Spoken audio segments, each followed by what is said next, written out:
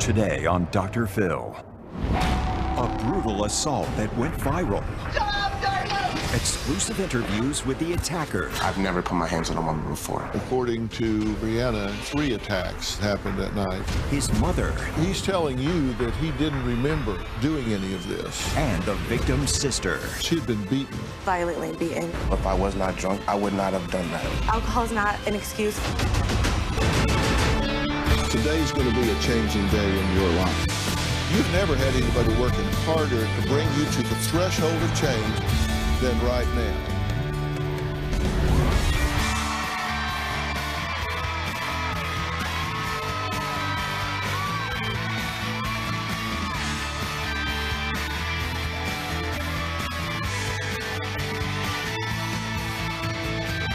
Thank you very much. You know, these days cameras are catching the unseen moments that we used to miss every day. From a delivery driver dancing after being left some treats, and a bear ringing a doorbell with its nose, to spotting a determined canine stealing a package. Video doorbells are capturing what's happening on America's front porches. But not everything these cameras catch is funny or heartwarming. In fact, some things they record are downright scary, downright criminal. That's exactly what happened when a video doorbell recorded a brutal attack in what appeared to be a kidnapping. Take a look.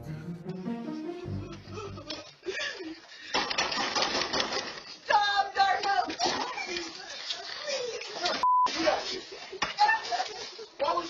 Within hours, the homeowners released their doorbell footage to the police and a manhunt began. Tonight, there's breaking news from Las Vegas. The story started with that video there. That was captured on a home surveillance camera. The chilling video shows a woman frantically running to a stranger's home for help. Stop, Darnell! When her attacker catches up, he throws her to the ground and kicks her. The struggle continues as the man drags the woman by her hair to a white car in the street. I heard some screaming and thought maybe they had an accident. No one was home at the time, but the homeowner saw the video remotely and sent it to police. Police say the couple was driving back from a New Year's Eve party with their 1-month-old baby. The couple started fighting. The victim ran out of the car, leaving the couple's 1-month-old child in the back seat. During the assault, the victim says her attacker's name, Darnell. Stop, Darnell! It was the clue detectives needed. Police arrested 23-year-old Darnell Rogers at the Park 80 Apartments. Prosecutors say he is the man that was caught on camera attacking that woman. Police say the mother and baby are safe tonight. Darnell Rogers is in custody. He's facing kidnapping and domestic battery charges. Well, Darnell's mother, Lovey, wrote to me 5 days after the video went viral, saying there's more to her son's story than meets the eye. My son, Darnell, he told me that he and his girlfriend had gotten into a fight. Darnell said, she's taking the baby away from me and she's leaving me. His words were slurring. He was so drunk. Then I got a text from his girlfriend. She said he beat me up. And I said, are you okay? And she said, yes, I have the baby with me. And that was pretty much it. I said, did you hit her? And he said, she pushed me and I pushed her back. The next day, Darnell called me. He said, Mom, there's a video. And I said, what do you mean there's a video? He said, it's everywhere. My thoughts were, how bad could this video be? Stop, Darnell! When I saw that video, I was disgusted, angry. I felt shame. He's not my kid. He's not a monster. He just needs help. The kid that I raised, it's not him. I'm on the phone with him and I just start yelling, why did you do that? And he kept saying, Mom, I'm sorry. Within minutes, I hear banging at his door. The police were telling Darnell they were gonna drag him out the house. Darnell is on the phone telling me I should just run out the door. And I'm thinking, they're gonna shoot you. I called the police and I said, I am Darnell's mother and he's ready to surrender. I told him when he surrendered, put your hands up, make sure nothing is in your hands, put your phone in your pocket and leave it on speakerphone so that I could hear everything that was going on, and that is what he did. I had never heard of Darnell hitting a woman. I know without a shadow of a doubt, if he wasn't drunk that night, that wouldn't have happened. I started watching Dr. Phil 16 years ago. I'm just hoping that Dr. Phil can do for my son what I've seen him do for a lot of people. Well, Levy, let's just jump right into this. Tell me what it was like for you seeing your son doing what is on that tape. He's attacking the mother of your grandchild. When I first saw the video, I was disgusted. At the same time, I was thinking, this is not my kid. This is not the man I raised. Also felt failure as a mom. I look at behaviors a lot of different ways. People can do things on impulse, and that doesn't make them okay, but they can just kind of reflexively hit someone.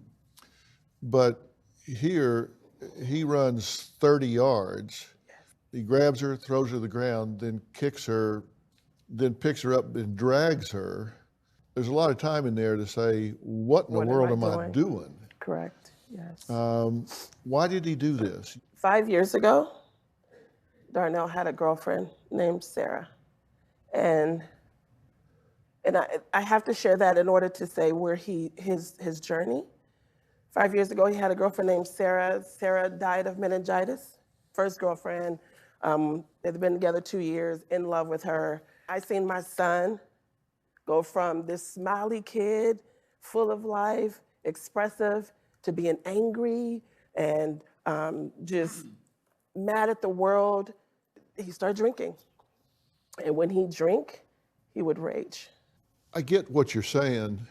When you look at a cause and effect relationship in the psychological chain of events, the fact that he suffered this loss before, and it expresses itself now by him taking the mother of his child 30 days out of childbirth, slamming her to the ground and kicking her in the stomach. Those two things just don't have a cause and effect relationship. I'm sorry. Now, he may have become a drunk between then, and that may have washed away his inhibitions, but that event and this event, there's not a straight line between those two. You don't think that this is something that should be swept under the carpet. Absolutely not. You not. believe that he should be held accountable for this. Absolutely. And he's telling you that he didn't remember doing any of this. He remembers some of it, but Darnell is a blackout drunk, and I've seen him blackout drunk. They were at a party. Correct. A get-together, and he was drinking there. Absolutely. And they left the party, and she was driving. Correct. Where was the baby? In the backseat of the car. So while this is going on, we see the car out there with the door open, right? The 4-week-old baby's in the backseat of the car. Yes, sir. And he drags her, throws her back out there, puts her in the car, and drives away, and he does the driving. Yes. So he's driving drunk with his 4-week-old baby in the car and the mother in the car. When he's sobered up, he's a completely different person. Totally. And that's what you're saying when you say he's not the monster he's depicted to be. When he's not drunk, he's a completely different person. Yes, sir. All right. Look, when we come back, Darnell claims that night was the only time he has ever put his hands on a woman. Certainly the only time he's ever put his hands on the mother of his child. And now he faces potential life in prison. Well, we're going to talk to him next.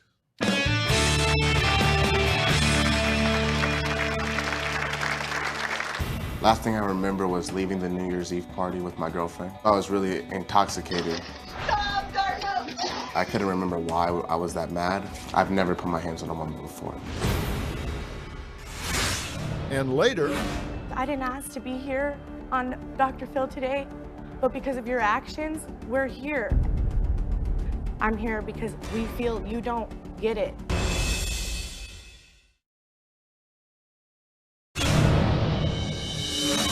Good evening. Police arrest a man accused of kicking and dragging his girlfriend. The shocking moments captured on home surveillance video. Do I believe that Darnell should be sentenced to life or a long jail term? No. I believe that he should get help. I do believe Darnell is hit his bottom and he is in a lot of pain right now. Darnell says that on January 1st, when he left the New Year's Eve party he was attending, he thought he got into his ex-girlfriend's car and just fell asleep. He says it wasn't until later that same morning when he woke up that he learned exactly what he had done. When I looked at my face, I saw the devil. Stop, Darnell! It's terrifying for me to know that I'm capable of doing something like that. Last thing I remember was leaving the New Year's Eve party with my girlfriend and my 1-month-old daughter. I was really intoxicated. The next morning, I woke up to a call from my girlfriend telling me that everything is on the news. Hung up the phone, and I saw myself on the news. I pushed her onto the ground. I also kicked her and dragged her back to the car. I couldn't remember why I was that mad. My girlfriend told me that it was over money, and I wanted to go get some weed. I heard a bunch of banging at my door, knocking, so I went over to go peek and see who it was. After I looked outside the window, I could tell that it was the cops outside looking for me, saying if I didn't come out, they'd be dragging me out, kicking and screaming. I got on the phone, called my mom. I looked out, peeked out, and saw about 5 more cops downstairs. We waited here for about 5 hours until, my mom said they weren't leaving. She had me go ahead and let them know that I was going to surrender myself. I opened the door. It told me to put my hands up. My phone was still in my pocket. My mom was on speaker. I walked outside just like this. I had my hands up, walked down nice and slow. And when I got to this point about here, they had me turn around, put my hands behind my back, and then arrested me. I've lost everything. My daughter, girlfriend, job. I can't leave the state. It hurts. I feel less than a man. I feel less than a father. I feel I've never put my hands on a woman before. I realize the severity of what I've done. My biggest fear now is spending time in prison. If I could say anything to my daughter, I would tell her I'm sorry. I'm sorry to my girlfriend and her family. I'm sorry to my family. What I want from Dr. Phil is how to live a sober life, how to get closer to God, and how to be the father I need to be for my daughter. Well, Darnell has been charged with first-degree kidnapping, coercion, and 3 counts of battery constituting domestic violence. He is currently out on bail awaiting trial and wearing an ankle monitor. He's joining us via satellite now because he cannot leave the state of Nevada. So my first question is, what the hell were you thinking? I wasn't thinking at all. I was completely intoxicated. Do you have a drinking problem? Yes, sir. Yes, I do. Let's talk about that night. You say you remember getting in the car after leaving the party and going to sleep. She was driving and you were in front seat, back seat? Back seat. And you were back there with the baby?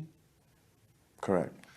And the next thing you remember is waking up at a gas station and arguing with your ex-girlfriend about money. Correct. Anything physical happened there? Not to my knowledge. So how did it fall apart where she stops the car and gets out and runs? Honestly, I don't know. Did you start putting your hands on her in the car, and she obviously had to get away from you? That's why she got out of the car, right? Not to my knowledge of me putting my hands on her in the car. I don't see I did, no. Okay, well, what made her stop the car, get out, leave the door open, a 4-week-old baby in the back seat, and run for her life? I wish I could tell you, but I'd probably trying to get away from that monster right there in the video, but I know it was nothing physical. If you don't remember, how do you know what happened in the car? Well, the next morning when she called me, she kind of went over everything that happened. And so what did she tell you? What did she tell you happened in the car? She thought that I would fight her or something. And when she got out the car, that's when I chased her. Next, Brianna is the sister of the woman in the video. She says there is no excuse for what Darnell did that night. We'll meet her next.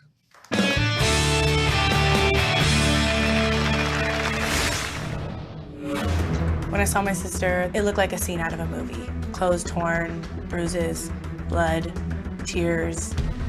I saw Darnell beat up my sister and then lie and say he didn't hit her at all. Darnell needs to pay for his crimes.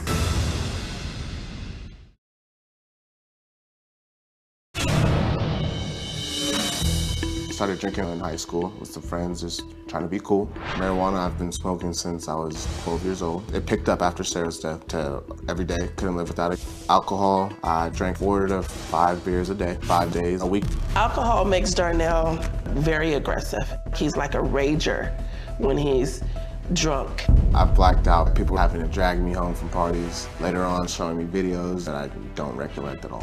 One time, Darnell had 2 black eyes, stitches in his face, his tooth was chipped. He did not even remember what happened. I'm afraid of what I'm capable of because when I drink, I may become that person in that video again. On New Year's Day, Darnell was captured on a video doorbell assaulting his now ex-girlfriend. Her sister Brianna is here, and she says that night Darnell didn't get physical with her sister just once, not twice, but 3 times. Take a look. Darnell thinks he can play this story as to I'm an alcoholic, so I can use that as the reason why I beat up my girlfriend. New Year's Day, 1 o'clock in the morning, I got a call from my sister asking me to come pick her up. She was crying and frantically screaming. I said, I'll be right there. I could hear her yelling at Darnell, just give me the baby, let me get the baby safe. I didn't know how hurt she was. I just had to get there and make sure she was okay. When I saw my sister, it looked like a scene out of a movie. Clothes torn, bruises, blood, tears. She told me that they got in a fight. She was running to a random person's door for help because she was afraid for her life. I told my sister we should call the cops. And she was afraid that he would do something drastic because he had already threatened to kill himself, her and the baby.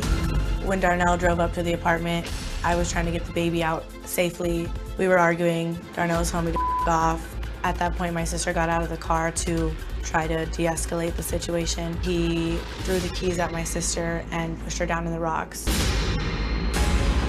Luckily, my sister was able to get away and grab her keys. I grabbed the baby and we got out of there.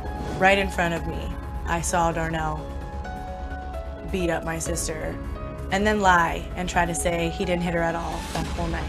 My sister is the victim here, not Darnell. It's important for my sister's version of this story to come out. She deserves to have her voice heard. My family and I feel that Darnell needs to be accountable and pay for his crimes. And if that means jail, then that's where he belongs.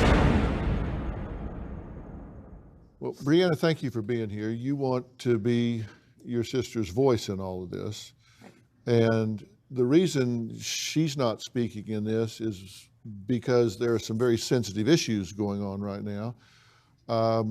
Her children have been removed from her, correct? Right.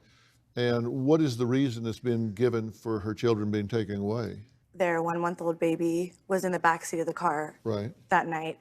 And because my sister didn't press charges, Child Protective Services thought it was best to remove the children from her care. You say that night your sister's lip was busted. She had hair that was coming out from being yanked. She was bruised, bloody, clothes torn. This wasn't tussled, roughed up. She had been beaten. Violently beaten. When I got to Darnell's apartment where my sister was, she got in my car and right away I could see her shirt, long sleeve shirt, torn, holes in the side. She grabbed my hand and made me touch underneath her head where all the welts were from where Darnell had been dragging her. She told me they were left a New Year's Eve party and stopped at the gas station arguing about money, and she was putting gas in the car. Darnell got out of the car, dragged her by her hair, shoved her face down in the car at the gas station, and started to try to beat her up. Darnell, does that trigger your memory about something happening at the gas station? No, sir, I don't remember that night at all. They continued to fight, obviously, and Darnell told her to pull over because we're gonna fight. So her plan was to pull over and leave, you know, when he got out. She did, and he called her back and said, if you don't come back, I'm gonna kill myself. That's when she goes back and the fighting starts again. Correct. Okay. Do you recall threatening suicide? No, sir. Do you recall calling her? No, sir. Darnell says he was blackout drunk and doesn't remember a thing from that night, but Brianna says Darnell was very coherent and was able to drive and purchase marijuana that night. So how does this work? We'll talk about that when we come back.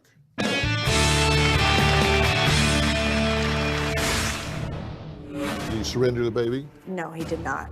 Obviously, my sister's not gonna come over here after you beat her up. That's when I decided it was best to just call the cops.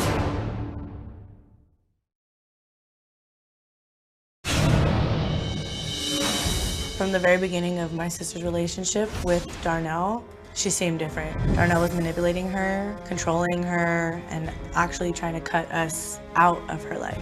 While she was in labor, he wanted to be in control of the situation and didn't want anybody around. Once my sister had the baby, he didn't want her to bring the baby to visit us. I don't think she was able to see what we saw, how she was being manipulated. I think she was blind. She doesn't deserve to be treated like that. She doesn't deserve to be put through this.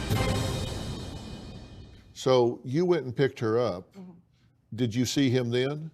Yeah, me and my sister sat in my car waiting for Darnell to come back with the baby so we could get the baby home safely.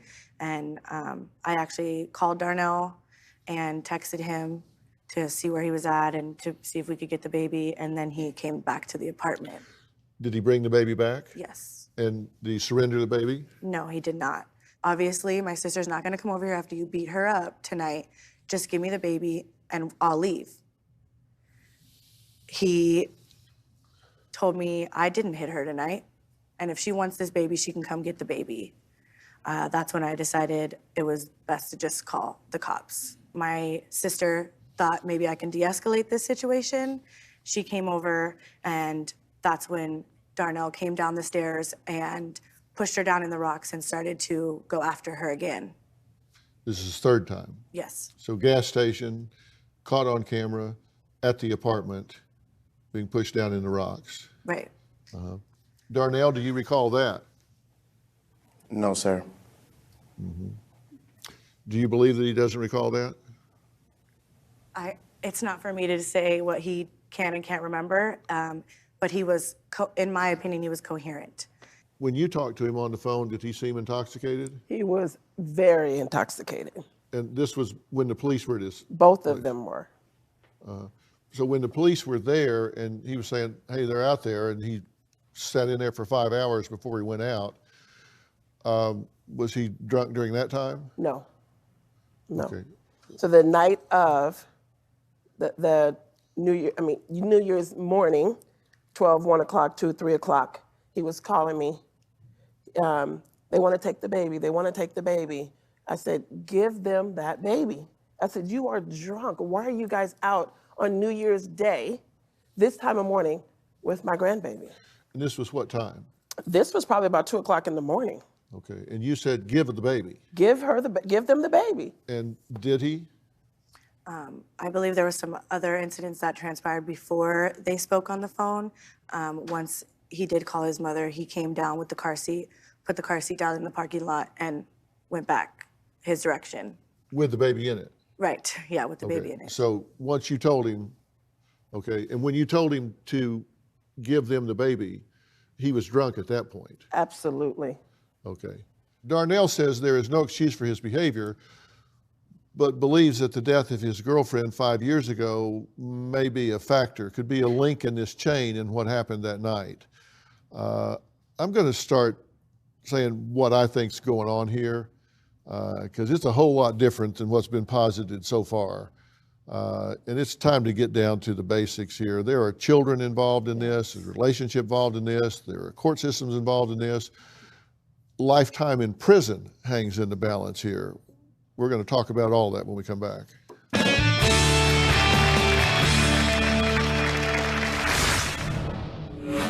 After that night, I drank to get drunk. I ended up in a dark hole. I don't think I've ever grieved how a person should grieve. I think it could be the root of my problem.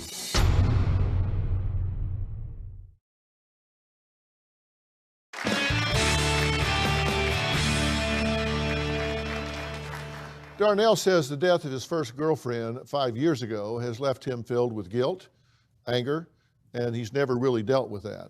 Lovey says the day his girlfriend died, part of Darnell died as well. Sarah was my first girlfriend, the first girl I ever told I love you. Our relationship was great. It was happy, vibrant.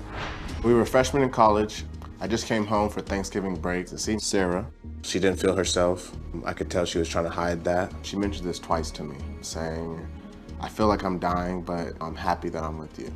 I didn't think much of it. Went and got some dinner. Next morning, she asked me to take her to the hospital because she had a really bad headache. We got onto a hospital bed. She went brain dead. She started flailing her limbs, like her arms and her legs, and she was shouting out this gibberish. The doctor said she had got meningitis, and it was just too late. Her parents came. She was pronounced brain dead in a coma, and then they pulled the plug later that night. If she would have come out an hour earlier, they probably could have saved her. He just could not wrap his head around the why. Why would God take someone so young, healthy, 18, full of life? After that night, I drank to get drunk. I ended up in a dark hole. That definitely kicked off a snowball effect of me finding myself blacked out, drunk all the time. He was disengaged. He was angry, mostly at God. I quit college. I never talked about Sarah's death. I don't think I've ever grieved how a person should grieve. I think it could be the root of my problem. Well, you know, I've commented on that, and Darnell, I'm sorry for your loss. That's a terrible thing to go through at a young age, and particularly to be there and be up close and personal when it happens. So I'm very sorry for your loss, and I have no doubt that that has had a profound effect on you. That in no way excuses what you have done here. It also doesn't explain what you've done here. And this happened 5 years ago, which means you've had 5 years to do something about it, other than self-medicate with alcohol and drugs and get blackout drunk when you know that you rage when you do it. And you've chosen not to do that. And when you choose the behavior, you choose the consequences, and now you're looking at consequences that are quite dire. You've talked to your sister, your family. From your side, what do you think constitutes justice here? It seems as though they might be trying to say that as an excuse as to why he violently beat my sister, and that's not okay. And as the law states, you have to be accountable for your crime, and that means you have to go to jail. Do you think he should spend life in prison? That's for a jury of his peers to decide. I'm just asking your opinion. I don't think he should spend life in prison, no. But I think it doesn't seem like he has quite grasped how impactful this has been on my family and my sister and her children. And he needs, I think, a little bit of a wake-up call and some remorse and some truth. What do you think's just here? I don't think he should get life in prison. I think that some of the charges are like, okay, kidnap.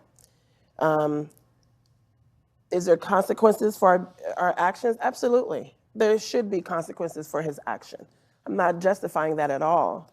But what I am saying is a lot of times the system put guys in jail when they need rehab. And I'm not saying as a family, we're not saying her death is an excuse. That's not an excuse. It's not. What I am saying is I saw my son die with Sarah. He's never been the same, and he has drank since then. So I reached out to Dr. Phil because I've witnessed him help people and counsel people and also be brutally honest. So that's was my, he's my child. And no, I don't believe that, oh yeah, just walk away and nothing happens. I don't think that is going to happen, to be honest with you. But I want him to be the best Darnell possible before any of this could happen, not just for himself, but for his daughter. Darnell, what do you think should happen? What do you think your consequences should be here? First off, I want to say to Brianna and her family, I would never ever, I'm not trying to use any of this as an excuse, ever. I know what I did was wrong, but I think you and I both know if I was not drunk that night, I would not have done that. So that's why I'm saying that the alcohol is a problem. That video was not the Darnell that you know. I'm sorry. As a man, that's nothing, I would never want anything like that to happen to my daughter, to her, or anyone. So I'm sorry. I'm very, very sorry.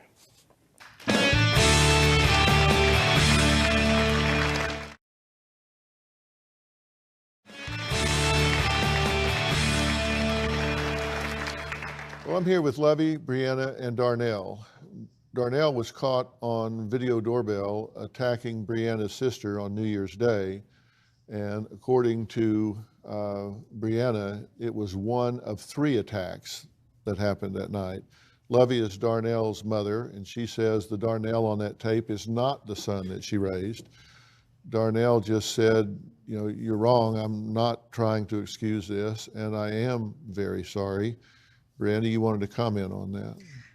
My recall of that night is everything from her mouth and exactly what I told the police the night I called them. What we know that is actionable is what happened that night. And I think we can all agree that what happened that night has not happened before. You've never found her in that condition before. No. And what we're dealing with is what happened that night. And it is never okay. There is never an excuse for a man to put his hands on a woman in anger. It's never justified. There's never an excuse. There's never a rationale. It's never okay for any reason, drunk, sober, mad, not mad, whatever. There's never a reason. I don't care if she hits you. I don't care if she throws something at you. You got 2 feet, run, get away, do something, but you don't put your hands on a woman in anger. Period. You just simply don't. Now, I have some very strong feelings about something that's gone on here. I think there are injustices on both ends of this, and something has happened that I think has spun this way off of its axis and created some fallout that could have far-reaching implications that we have not even touched on yet. I'm going to tell you what that is right after the break.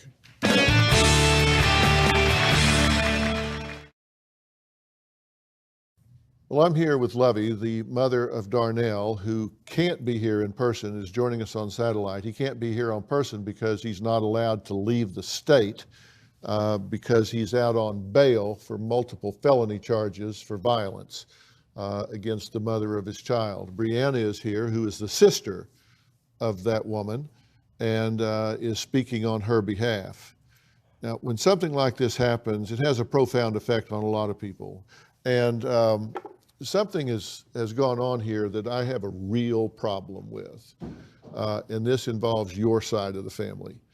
There are 2 children involved here, a 7-week-old baby and an 8-year-old child. These children have been removed from your sister's care. Right. Child Protective Services or the Department of Child and Family Services have come in and said, we're going to remove these children from their mother and withhold them from her. Correct. I think they have made a serious error in judgment here. Removing those children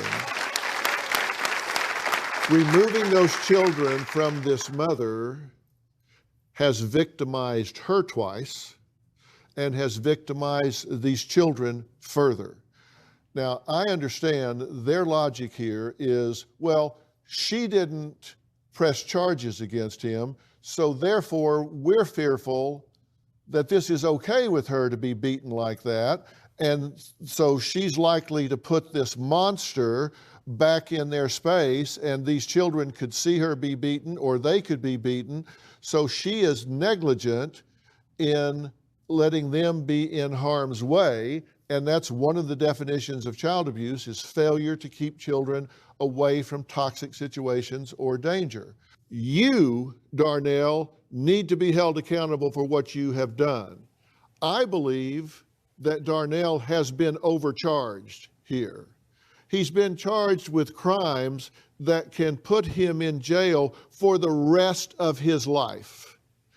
What you have done is not okay. It's not okay. You should be held to account. You should probably do jail time. You should not be able to just say, gee, I'm sorry, I was drunk and didn't know what I was doing. That doesn't make it okay. I believe the reason that she did not press charges is because he's overcharged. And so she said, I'm sorry, I can't do that here. I can't do that. And so they say, okay, then we're taking your children away from you. And I just don't endorse that. I don't think it's right. And I think she needs to fight back and get her children back. Everybody deserves a second chance. I think you need help. But I just still feel like you don't understand how traumatic this is. My sister and your child with her and her other child, our family is gonna have to live with this forever. I didn't ask to be here on Dr. Phil today, but because of your actions, we're here. And I understand you don't deserve life in prison. I don't even know what I want for you. I want you to seem more. I don't care about the crime, or I want you to seem more like you understand. I'm here because we feel you don't get it. I can tell you that I am getting myself straight just because, not just because for myself, but for her and for your guys' family. I'm willing to show you guys action as opposed to just coming on TV and saying I'm sorry, because I know that doesn't do much. I am going to put in the work, and I apologize for my actions, and I can tell you I'm going to put in the work, and I am going to take accountability of what I have done, no matter what. I just know that I need help doing it. I cannot do it alone. Darnell's way did not work the last 5 years. It didn't. We see where that got me. It really will boil down to the actions. And It really will. I've said what I've had to say. I want to thank my guests today. For more information about today's show, you can log on to drphil.com. You can find me on Facebook, Twitter, and Instagram. We'll see you next time.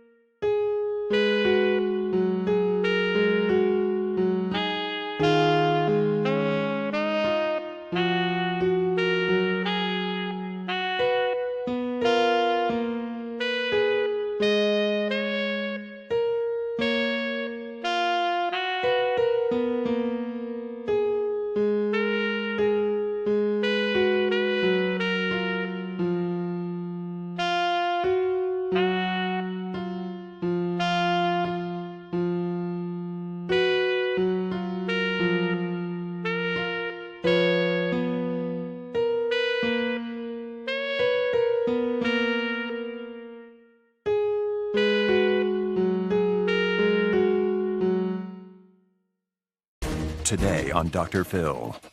They claim their mom is a pill-popping alcoholic. Mom!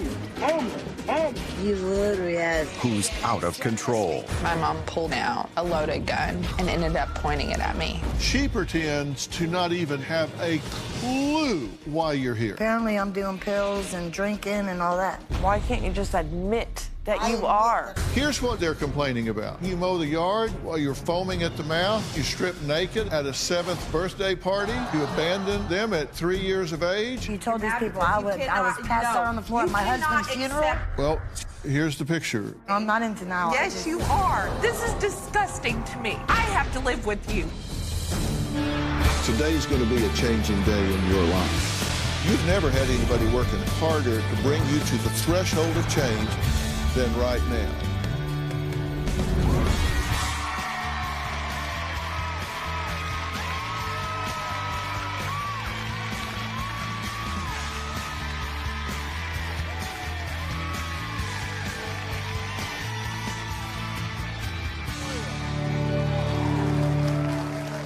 Well, siblings, Crystal, Kayla, and Patrick all say their mother, Sherry, is straight up out of control.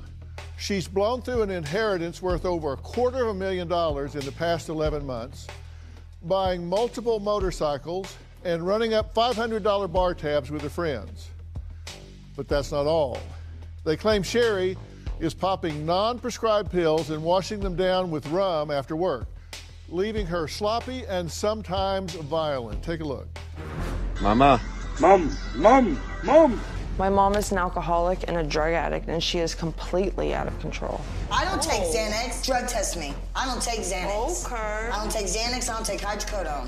When my stepfather passed away, he left her $239,000. She blew through that within 11 months. It was disgusting. She would spend hundreds of dollars on stupid stuff. She got a brand new Mustang. She had wrecked it, bought 2 Harleys that she didn't even know how to ride. She would go on clothing sprees, buying brand new, really expensive pairs of boots. She would go purchase a large amount of jewelry. My mom spent a lot of money on strangers. She would buy random guys alcohol at the liquor store. She would take people on the casino trips. She would pay for everybody. She would take us out to restaurants, and it had to be steak and it had to be lobster. One night we went out to a restaurant and my mom was just buying shots after shots after shots, to the point where the bill was at $557. My mother is broke. She drives drunk, and then she comes home and she brags about how the cop just let her go. You were highly up wanting to take my daughter out and about. Excuse me? I didn't have a vehicle. She's loud, obnoxious, screaming. The dog's got to go. Come get her this weekend, Patrick, or I'm gonna put her in the down. She wants to fight. She just has this look on her face like she's ready to f someone up. One night, she was severely intoxicated. We go through the drive-thru, we get home, and she started nagging me. Next thing I know, all this food's being knocked out of my hand, and then she flipped over the table, and then everything was a mess. Whether it's pills, whether it's alcohol, you choose to take the easy way out. My mom loves her pills more than she loves us kids, I believe. I'm completely annoyed. I'm tired of waking up every day worrying about my mom. I hope Dr. Phil tells my mom to grow up. Well, Kayla says her breaking point was when her mother actually brandished a loaded gun during an argument on Christmas Eve. Merry Christmas. This past Christmas Eve, my mom literally pulled out a loaded gun and ended up pointing it at me. It all started when I was asking her where the Christmas shopping was. She got pissed off. As I was turning to walk away towards my room, there was a chair being thrown at me. I was completely shocked. Then there was a picture being thrown at me. She just kept provoking me and provoking me and provoking me. I was at my wit's end. I was so tired of this fighting constantly. I snapped. She gets on all fours, slaps my knee to the side, bends down, reaches underneath the couch, pulls out the gun. I go to stand up. She backs up into the archway, puts the gun up to her head, cocks it back, and then she puts it back up, and then she pointed at me. I'm literally on video chat watching all of this go on. I didn't know what was going to happen next. I didn't fear for myself. I feared for her. Honestly, what was going through my mind was, this is it. This is the way that I see her passing away. After she pointed the gun at herself and pointed it at me, she just threw the gun. and then it hit the wall. I was extremely pissed, and I'm still pissed right now. She could have killed my sister. That was ridiculous. I'm sorry for that. I'm not proud of it. I never thought in my wildest imagination my mom would go to that extreme, but she did. Okay, a gun was pulled during an argument. A gun, yes. And you were afraid she was going to kill herself more than you were afraid she was going to kill you. Right. Okay. Now, Crystal, you've not spoken to your mother in 3 months, right? Christmas Eve was really the last time that I did speak with her, and it was me screaming at the top of my lungs to put the gun down. What are you doing? A lot of people are in denial and they're defensive about things that are being said. She pretends to not even have a clue why you're here. Right. It's not that she's denying the allegations. She's denying knowing even what the allegations are. It's like, I have no idea why we're here. They just wrote in, and so I'm here to figure out what, I don't get what the problem is. I have no idea why I'm here. She's always in denial. She will never admit to any of the wrongs that she does. Anytime I see my mom in her non-sober state of mind, I always tell her exactly how I feel. So it's a shocker to me to know or to hear her say she doesn't know why she's here. Oh, yeah. In fact, I've made a list of her statements. I'll show her when she gets out here. So what is it you think needs to happen with her? Do you think what she says here is that she's grieving? And what you guys are describing, drinking, drugging, gun pulling, raging, driving drunk, that's not grief. That's just her excuse now, because what was it before? What was it before our stepdad passed away? That's the case. Yeah. You know, it's always something. It's always something. So this didn't start. It only got worse. After my stepdad passed away. Much worse. Right. In fact, she bailed on y'all when you were very young. Yeah, but she'll deny it. Yeah. And you went how long without seeing her at one point? 9 years? It was from 6 to 8, 8 to 10, 10 to 14, and then 14 to 23. And a lot of this time that she wasn't seeing y'all, she was living across the street. Yeah, just like right up the road. Yeah, I would miss the she wouldn't school come. bus. She could walk there. Yeah. Yeah, Kayla would miss the school bus or miss our drop off at our dad's house to go to her mom's house at the next stop. I would ride a different bus just so I could see my mom for like 15 minutes. I would lie to my dad and miss my school bus so I could see her for 15 minutes. But she made no effort. No. And she denies that. Correct. Okay. She drives drunk now. Oh, yeah. Drunk and on pills. Yes. But then she just brags about that. It's not like, oh, I can't believe I did that. She brags about dodging the DUI or talking her way out of it. Yeah. And it's not just to us. I mean, I've heard her say it to multiple. When she came down to Florida, she was telling my boyfriend, she was telling the roommate, she was telling everybody. Like, it was funny to her. That she got away with it. Right. She says she has no idea why she's here. She has no idea what it is the problems are, what you guys are complaining about, nothing. So you're hoping, because this has been going on not for a year or 2 or 3, this has been going on your whole life. This is a core value of hers. What is it you think you expect her to do? What is it you want her to change? She needs to get some serious help, and I'm not saying just for her addiction. I think she has a lot of mental health problems going on. You can't change what you don't acknowledge. Right. I mean, if you don't put it on the list, it doesn't get done. Sherry says that she is sick and tired of just being judged by her children. And if they don't like how she's living, they can just get lost. That's her attitude. That's what she tells us. We're going to meet her after the break and see what she has to say.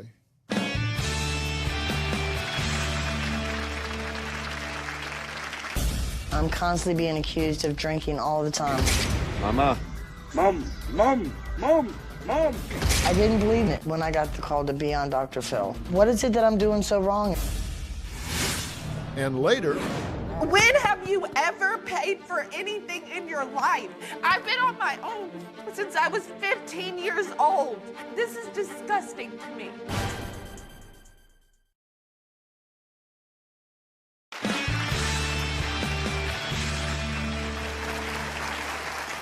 a blown inheritance, a loaded handgun brandished, and then accusations about addiction, alcohol abuse.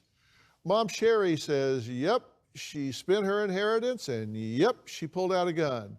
But abusing drugs and alcohol, well, that's just all in her past. Take a look. You don't even give like you don't care. Well, you know what? I'm on Dr. Phil's show, so okay? So there you go. I didn't believe it when I got the call to be on Dr. Phil. What is it that I'm doing so wrong, and why is it that you can't come to me and say, hey, Mom, look, instead of just browbeating me? You know deep down somewhere that you need some kind of help. All of this came about because I asked my kids for help. Just step up and pay one bill. Mama. Mom, Mom, Mom, Mom. You literally have so much money. You what? I'm constantly being accused of drinking all the time. Ow! And I don't. I can go 4 to 5, 6 days without drinking. But sometimes if I'm having a bad day or being blamed for stuff, I will sit down and have a cocktail. Didn't I go to Florida to take care of you and you threatened to call the cops? That was over prescription medication. That I don't take. They also say that I sit there and take hydrocodone all the time, and I don't. I've had back surgery in the past. I'll take them every now and then if my back is hurting, not to sit there and eat them like they're candy. My husband died December 2018. He did leave me money, and it has just caused the worst problems in the world. I've been accused of taking that and spending it all on me. That's not the case, and they know it. I don't even know who you are. I don't even recognize you. Well, that's good, because I don't even know who I am either. One kid's always mad at me, and then the other kid follows. It affects me. My kids constantly call me a piece of. Well, if I'm such a piece of, then why do you want to be part of it? Well, Sherry, how are you? Good. Your children have written in about you, obviously. Then when we talked to you, you seem to be in the dark about what it is they were upset about. That addiction is all in the past, alcohol abuse, everything is in the past, that they're just dredging up things that have long since gone by the wayside. True? True. I don't know why they can't come to me and and we can fix it. That's the reason I agreed to be here. I want to get fixed. We always come to you. But at the I had time, to you don't come want to to hear Jesus it. moment with you when I moved back. And you didn't. Now we're here. And the second you know you're wrong, you walk away and you don't hear any more of it. You say that you have back pain? I've lived in patients. I have had back surgery. Sure. And so you take prescription medication for that? I used to. I don't take it anymore.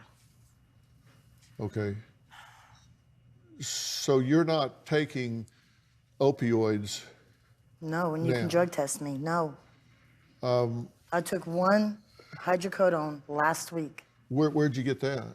I got it from a friend of mine who gets a prescription. Okay. I don't want to go to the doctor. I don't want to because I don't want a prescription of 30. I don't want a prescription of them. And why? Because I've been through so much. I don't want to fall back to where I once was. Where Mom, I did it's always falling back. You're okay, well, always. you know what? Let me tell you something. You walk in my shoes for a minute. Come on now. Whatever I say, You're gonna so damn me, repetitive. so. It's the same thing over and over and over. Okay. And you I ain't had an do. issue? We may have not You walked ain't in had an your issue? shoes. No, here we but go. we have Here we go. walked This is where in she's some getting sort defensive now. of path that you have. You know what? We're You good. don't even know how many times she's on video chat and I'm watching you do what you do. Man, you're, okay. I told you that she said she didn't understand why you guys would have any issues or any problems. She said, I don't know what it is I'm doing wrong this time. I don't know what's going on. I'm only here because I asked my kids to help with bills. I don't know what I'm failing at now. Kids are always mad. I don't know what I did now. I don't know what's going on. Apparently I'm failing. So I said there's a difference between denying allegations and being clueless about what it is that's the complaint. What you're saying is you don't even know what the complaints are. Apparently I'm doing pills and drinking and all that. Mom, why can't you just admit that I you admit are? that I did take As soon pills. as you start complaining that your back hurts, we already know you're going to go back binging. You say you don't have any idea what it is they're complaining about. You said it here. I just pulled out 8 or 10 statements. Okay, here's what it is they're complaining about. I wanted to just put it there on top of what you're saying. They say that you made drugs, alcohol, and abuse normal growing up, that you gave out prescription drugs as a teen, that you're manipulative, that you're a pathological liar, that as a kid, watching you mow the yard while you're foaming at the mouth, that you stripped naked at a concert, at a 7th birthday party, that you blew through an inheritance in 11 months, that you're an alcohol and a drug addict, that you abandoned them at 3 years of age, that you exposed yourself to their friends at 13 years old, you brag about dodging DUIs, smoked pot with them as a teen, passed out drunk, high on the floor at your stepfather's funeral. I mean, I could just go on. I mean, we only had so much room, but I just thought, you're saying you don't know what it is they're complaining about. I just thought I would list them for you. You do that right there. You shake your head, you blow it off because you're mad. You told you're these people I you was cannot, passed out on the floor at my husband's funeral. You cannot accept the truth. You get defensive because you don't know what you look like. It was after the funeral when you got into the fireball. Here's the picture. This is right after your husband's funeral. See? You make that little smirking face. This is what makes me feel like nothing's going to help you. You're in denial. You won't accept anything. No, I'm not in denial. Yes, you are. Yes, you are. You don't accept it. And it's embarrassing. I've had to deal with this for years. I want to be 25 and I want to live my life like everybody else gets to. I'm tired. Well, Sherry says that her kids have some nerve keeping tabs on her money, especially Kayla, who Sherry says is freeloading in her home as we speak. We'll talk about that after the break.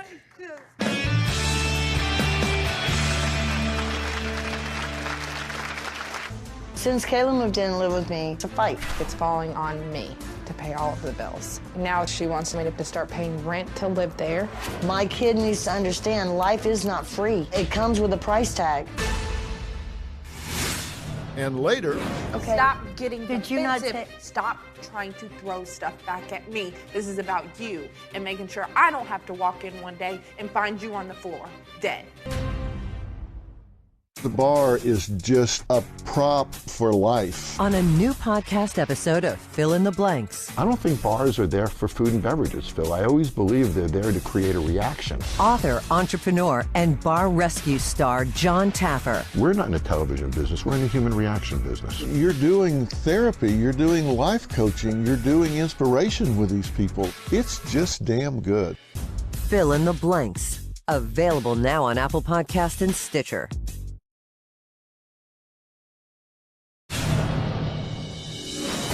I don't believe my mother really wants to work. My mom is constantly quitting her jobs.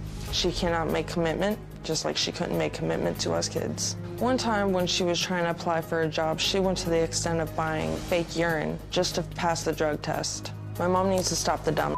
She needs to let go of the drugs. She needs to let go of the alcohol. We want to help her, but if she doesn't get the help, we're done. Kayla, you wanted to respond to what your mother said. Freeloading? When have you ever paid for anything in your life? I've been on my own since I was 15 years old. 15. I've been doing this for a long time. This is disgusting to me. And you love us kids? What is wrong with you? What is wrong with you? You have never been there for me. I was there for you. I went down to Florida to get you because you were staying in your van after I gave you money to get a place. Did I not? Not once, but twice. That's right. You did. You did. Okay. And then you were still in the van, and me and Patrick went down there, and we've got you and brought you back, got you out of harm's way. I'm not the perfect mother. Okay. I've made mistakes. Okay, you say this like, okay, fine. No, what does that mean? What does it mean, okay, fine? That is dismissive, it's condescending, and it is really hurtful to them when you just give them the back of your hand. Did you or did you not, just within the last few months, pull a gun on her? I didn't pull a gun on her. Was there a gun pulled during a conversation? What the hell's going on when you're pulling a gun? Don't tell me this is all in the past when just last Christmas Eve, a gun is pulled during an argument. She says you're drinking a liter of alcohol every 3 days, that you're doing hydrocodone and Xanax. When was the last time I took a Xanax? It doesn't. Should I be able to answer? Like I should know because those we questions. don't know what you're taking when you're taking pills. We don't know. Do a hair follicle for Xanax. I have not taken a Xanax in a while. You're so defensive about it. Because I'm not doing it. And you don't take Xanax? No, I don't. Not anymore. Not now, right? Here we go. This is called deflection. You start talking about the drugs that she's doing. She accuses you of doing drugs. You start defending yourself. Now she's got you talking about you instead of her. Bottom line is I want the help. With what? Everything. No, that doesn't work for me. The addiction on alcohol, the addiction on pills. I thought you weren't taking pills. I'm not, but if they So don't condescend to me. I'm not. What do you mean you want that. help on everything? You're not taking pills, but you want help with pills? No. I want my relationship back with my kids. You're a phlebotomist, right? Yep. Did you have to get some clean urine in order to qualify? No. Didn't you purchase urine? Yeah, but I didn't use it. You can't use it because it's temperature. You have to have a temperature on it. People do it all the time. But you bought it. Yeah. Which means you needed it. Yeah, because of the marijuana. Video that everybody. When Patrick was living with his mother last year, he videotaped her behavior. This is when she said she was tired. Mother, hello. Welcome back to the reality. You know? You literally have so much money. You what? You've had so much money. Sherry. Sherry. Sherry. Sherry. Sherry. Hey. Ow.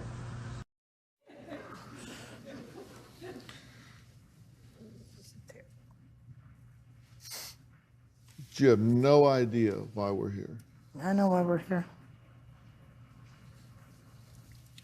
Well, Sherry admits she abused pills while her children were growing up, but is adamant that pills didn't keep her from her motherly duties. Well, her children disagree, and they say it's something that started then and continues through today. We'll hear what she has to say about that after the break.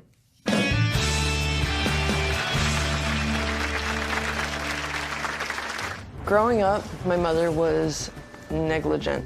My mom would leave hydrocodone and a bowl of weed for us whenever she would go out. My mom was convulsing and had a little foam coming from her mouth, and I just started pushing on her stomach as hard as I could. She was a terrible mother.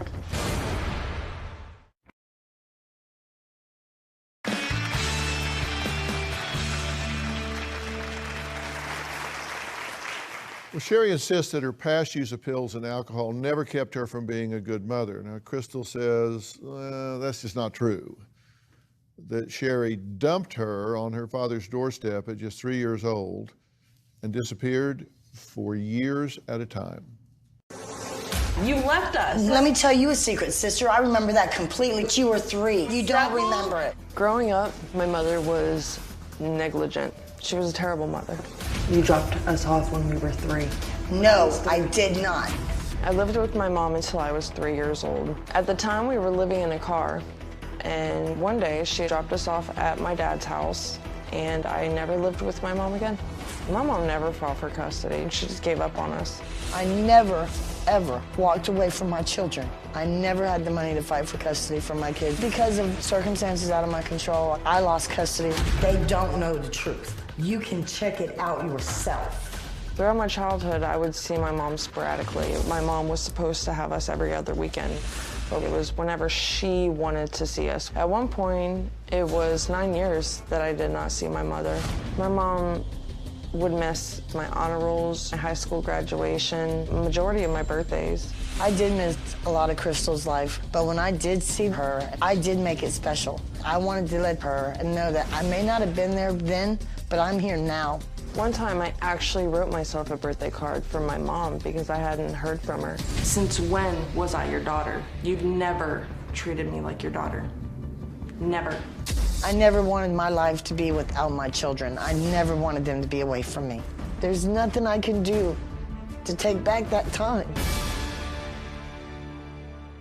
Well, Kayla and her brother Patrick had a different father and home than their sister Crystal, but have very similar stories to tell.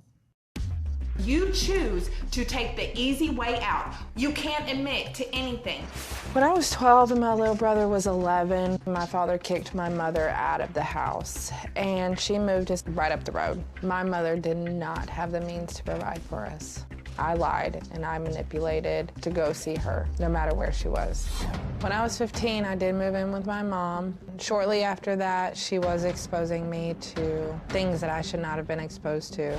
My mom would leave alprazolam, somas, hydrocodone, and a bowl of weed for us whenever she would go out. When I was 10 years old, I saw my mom on the couch roll onto the floor. I was very scared because she was convulsing and had a little foam coming from her mouth. I was very scared. I didn't know if she was gonna die right there in front of me. She was laying on her back, and I just started pushing on her stomach as hard as I could, about 4 or 5 times, and then she ended up vomiting. A 10-year-old should never have to resuscitate their mother. I am tired of watching my mom destroy her life and kill herself. I need my mom to take responsibility for her actions so I can move on with my life. So you're saying when she would go out, there was a chemical babysitter? She would leave drugs? Yeah. How old were you? I was like 14, 15. You don't remember that? You go to the That's when the VFW? doctor had me on. Exactly. So don't look at me like that when you know it's true. The whole thing is you were know with these Ian, things are and true. okay. Stop getting Did you not defensive. Stop trying to throw stuff back at me. Just take it, own it, and move on with your life. Stop living like you have to point the finger at me too. I know what I do wrong. I know what I do wrong. But this isn't about me. This is about you and making sure I don't have to walk in one day and find you on the floor, dead. Did you leave drugs for her when she was 14, 15 years old? Not that I remember. Honestly, I don't remember that. I You remember were she was just dating a guy telling that him was about on the the pills. doctor. Like, come on Yeah, now. but okay. And did Literally, you? it's like 10-second Tom right here. Like, come on. You have no recollection of that? I don't remember. Are you driving drunk now? No. You just did. When? Whenever you got pulled over. The night you hit the trash can at the VFW. Do you disagree with anything at this point? No. We'll be right back.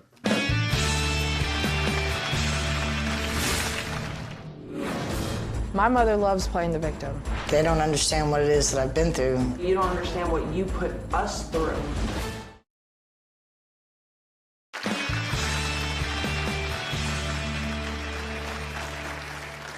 Kayla and her sister Crystal say their mother would rather play the victim than apologize for all the trauma and heartache that she has caused them.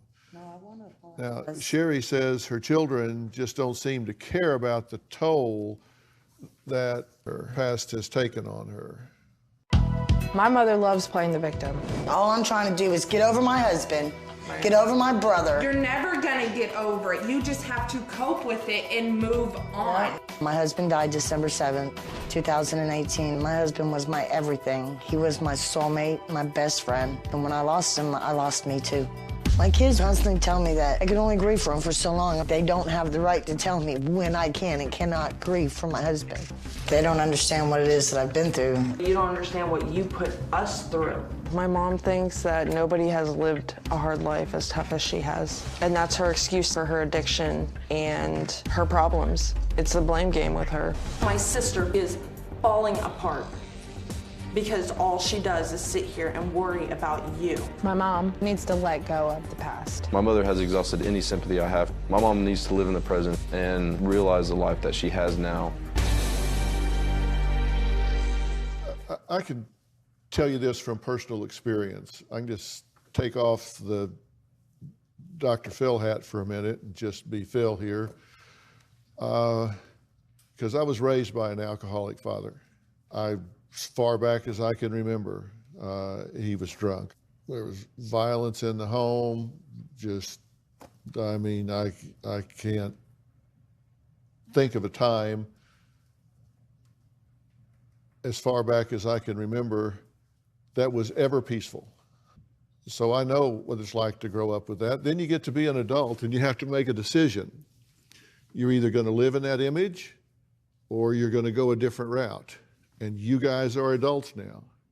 And you're going to have to make a choice just like I did. You're either going to have to say, okay, I'm going to be scarred by that, or I'm going to mimic that, or I'm going to choose differently. And sometimes you have to give yourself what you wish you could get from somebody else. Sometimes you wish you had a mother that was there that says, you know, I'm here every day when you're 3, 4, 5, and 6, telling you how special you are as young women, how special you are as a young man, how great you're going to be when you grow up. But they're not there. You may never get that from her. You know, she may spend the rest of her life being a victim and saying, well, you know, I've had these losses and I had this pain when I was younger, and so I'm self-medicating my way to oblivion through the rest of my life, and I've left bodies scattered along the way, casualties along the trail. There's power in forgiveness. I forgive. And you have to decide two things. One, can you forgive her for what she's done? And two, can you forgive yourself for the time you've wasted in being invested in all of that? I think one reason why I try, because I've always taught my kids, my relationship with someone is not yours.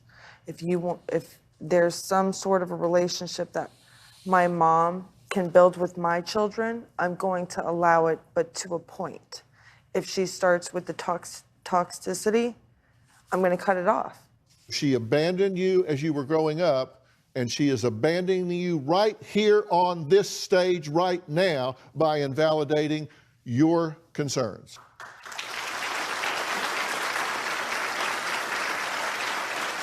We'll be right back.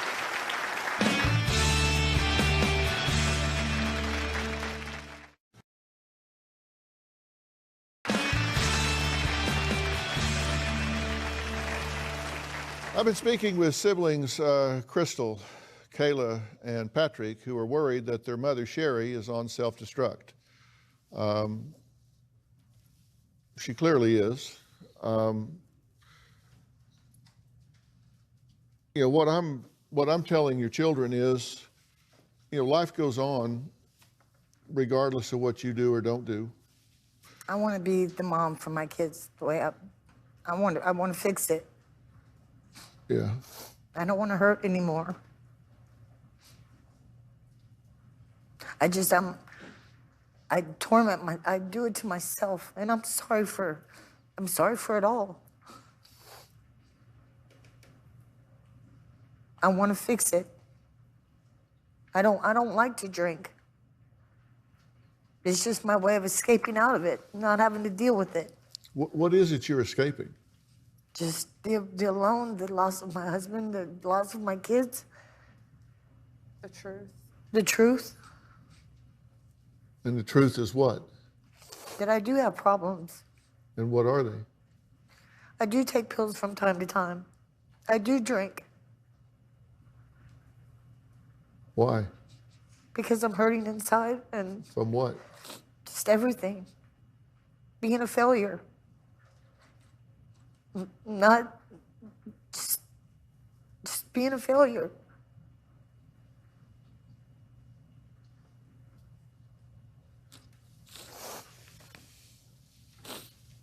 Not being able to cope with, or the right coping skills, shall I say, to deal with the things that I've had. I just numbed myself. I came to get the help.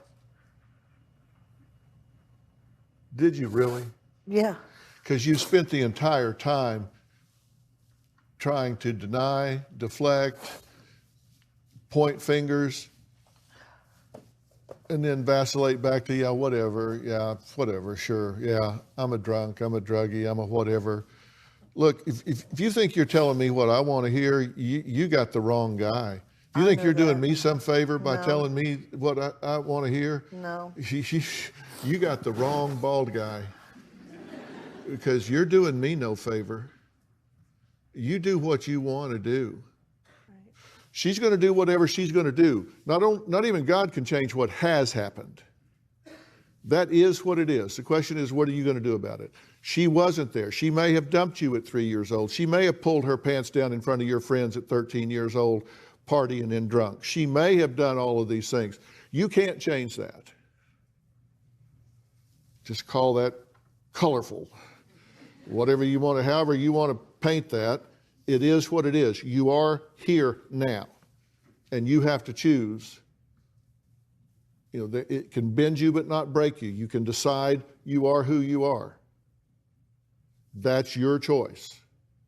You write on the slate of who you are.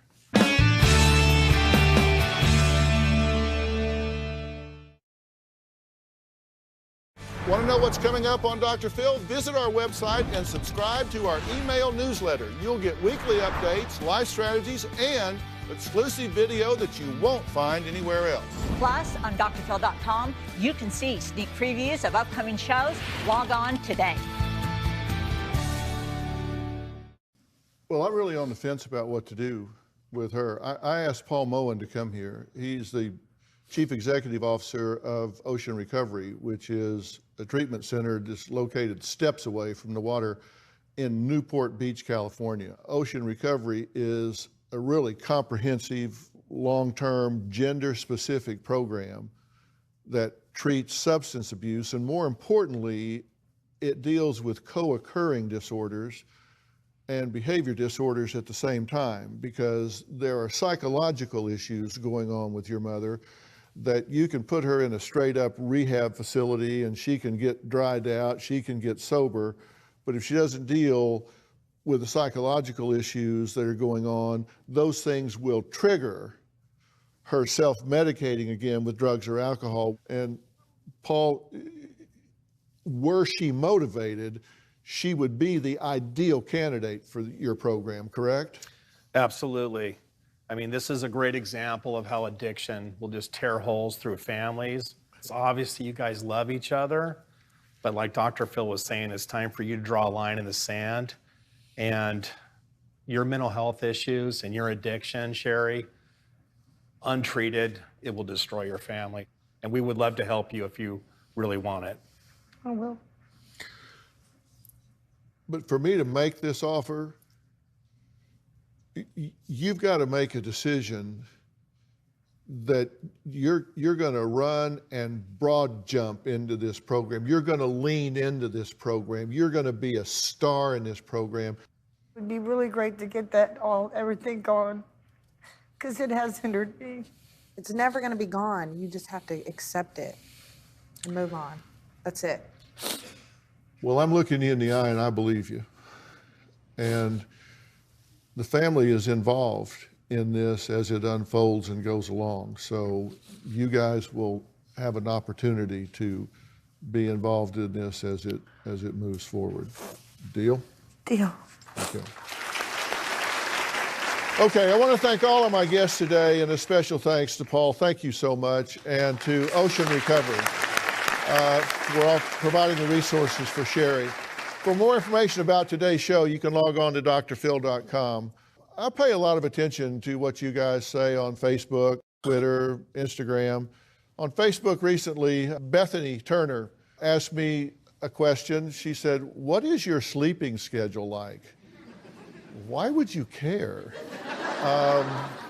Actually, I'm kind of a vampire. I'll sleep for 2 or 3 hours and then get up and like do some emails and go back to sleep for a couple hours and get up and do some others, which I do not recommend at all. That is not a healthy way to sleep. There are reasons I do that I spent a lot of time playing football in grade school, junior high, high school, college, and racing motocross. So my back and knees, I've paid the price. Let's just put it that way. It's hard to stay in one place for very long. But you asked, so there's your answer. We'll see you next time.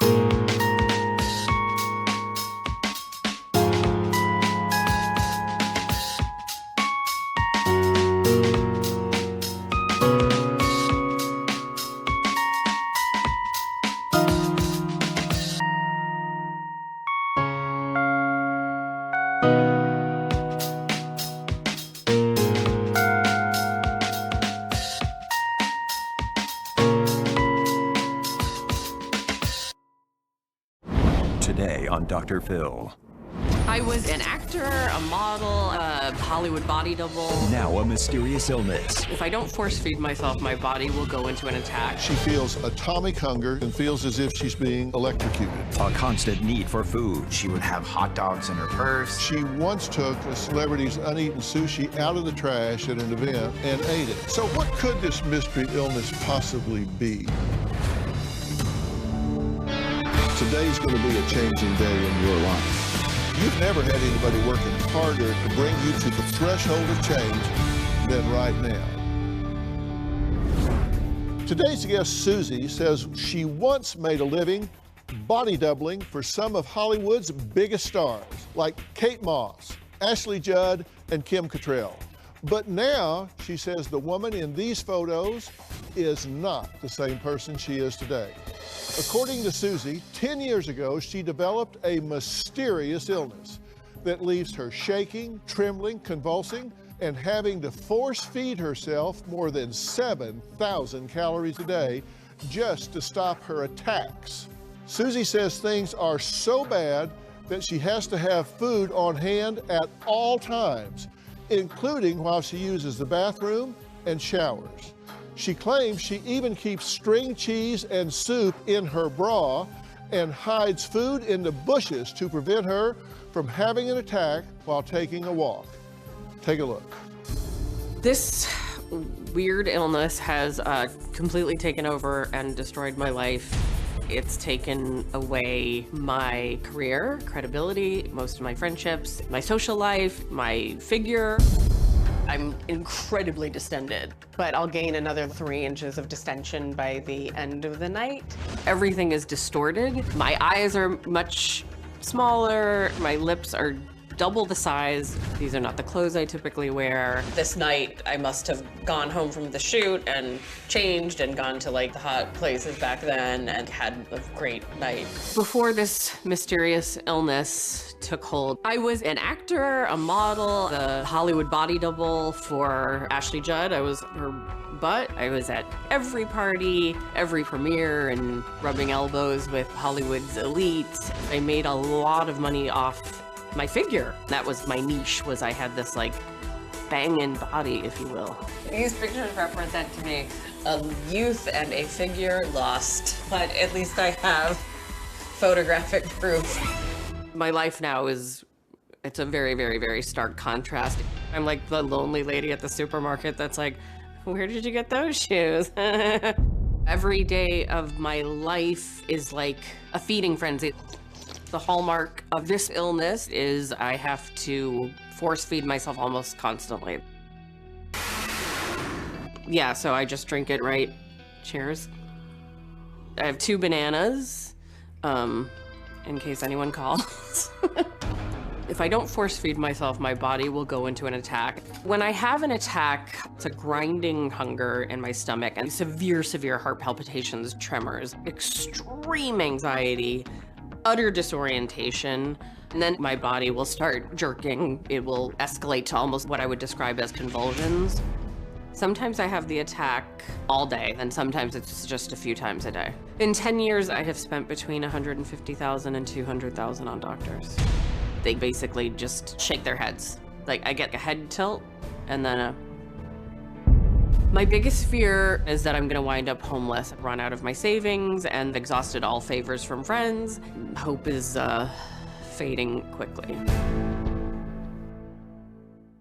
Well, I'm sorry that you're experiencing all this, and you say you've spent close to $200,000. I know it's a guess, but $200,000 just trying to figure out what this is, as well as come up with some strategy, some treatment, some solution to stopping it, right? Correct. And you've gotten diagnoses, of course, along the way. How many different diagnoses have you been given? Probably 15, 16, 17. Really? Because I made a list because there were so many. Kinesiologists have said parasites, IBS, spasms. Functional medicine doctor has said POTS, mast cell activation syndrome, multiple chemical sensitivity, pancreatitis, fibromyalgia.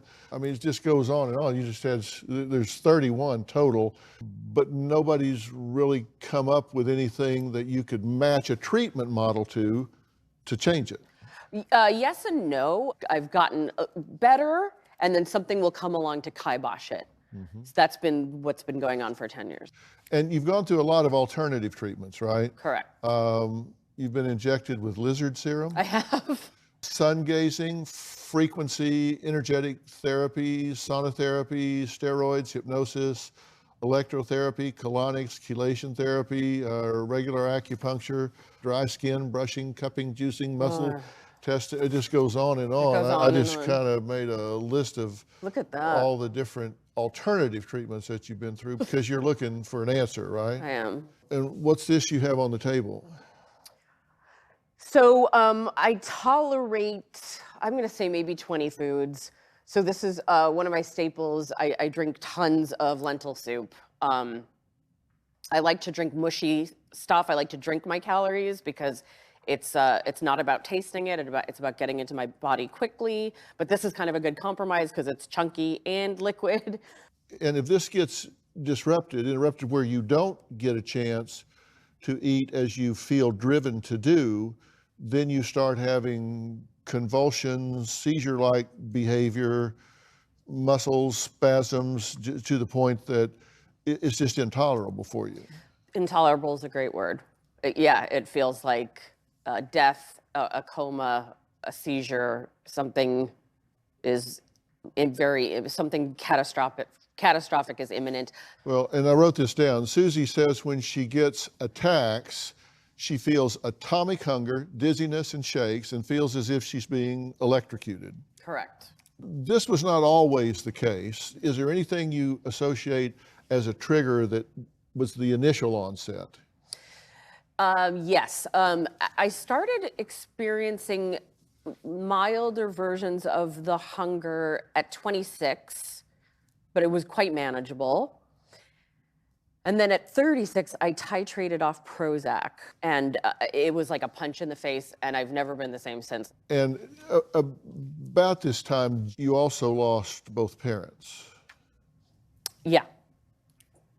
Sorry. It was 2.5 years ago. I was really, really close to my parents. I really, really, really loved my parents. And they were really supportive. And my mom was begging me to come home for years, but I just kept thinking, it's gonna get better, it's gonna get better. And so finally I'd made up my mind, I'm gonna go back home and move in with my parents. Thank you. And my mom, she got diagnosed with cancer and was dead 6 weeks later. And then my dad died 7 months later of a heart attack. Very sorry for your loss. And in close proximity, you don't have time to finish grieving one before you lose the other, which is just a really big stress on you. All right, next, Susie says that her hunger attacks are so bad that she once took a celebrity's uneaten sushi out of the trash at an event and ate it. Not something she's proud of. She's just trying to say, this is what I have to do sometimes to get from one moment to the next. We'll talk about all that when we come back.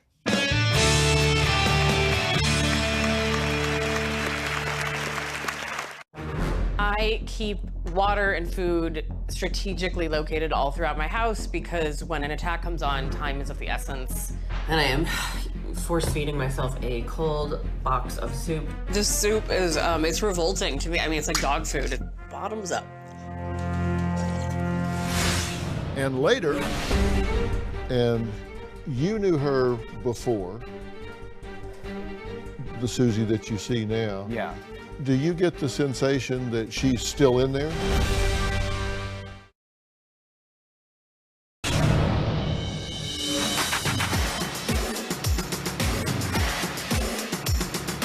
This photo shoot, I was just coming off Prozac. The photographer thought it would be cool if I looked like I was overdosing on pills, and I was like, oh, I have Prozac. And so I kind of threw it on the ground to get the shot. It's just such an incredibly prophetic image It really, really like prophesied the next 10 years of my life. This picture really tells the story of my suffering. Most people really enjoy a good meal, they enjoy eating, but not Susie. She claims the only reason that she eats is to survive. She says her force-feeding frenzy starts from the moment she wakes up. A typical day for me, I usually wake up around 5 p.m. I'm really grateful to get sunlight because I look like a vampire. The first thing I do in the morning is I have to wash my hands all the time. Like I wash them like almost raw. And then I get into smoothie mode. Mango. I just drink it out of the thing. It's very uncivilized, but it's all about just getting it in as fast as possible. My goal is to always find the highest of calories for the smallest food. I am having, as you can see, spasms, a little bit of spasms, and my heart is palpitating like crazy, like it's really, really uncomfortable. But I feel very tremulous, like in my body, and I am force feeding myself a cold box of soup to try to stave off the presentation. I keep water and food strategically located all throughout my house because when an attack comes on, time is of the essence. I would say I drink probably close to 2 gallons of water a day. This is base camp for the chocolate peanut butter bars. Soup stash is for like Biosphere 3. It's a lot of frickin' soup. I just drink it like it's a beer. I keep this by the sink because I wash my face with it. If I wash my face with city water, I get rashes. Sweets are just medicinal for me. If I have a bad attack, I'll eat a lot of ice cream bars, like 3 of those back to back. I spend a fair amount of time in the bathroom. I keep a soup close to my toilet. I keep a soup in the shower. My vanity these days is completely irrelevant. Concern about my looks is like way, way, way down on the list. Most of my days, I just Google my symptoms over and over and over and over again. And I always have to sit pitched forward. If I lean back, an attack will start. If I lay down on my stomach, it makes it better sometimes.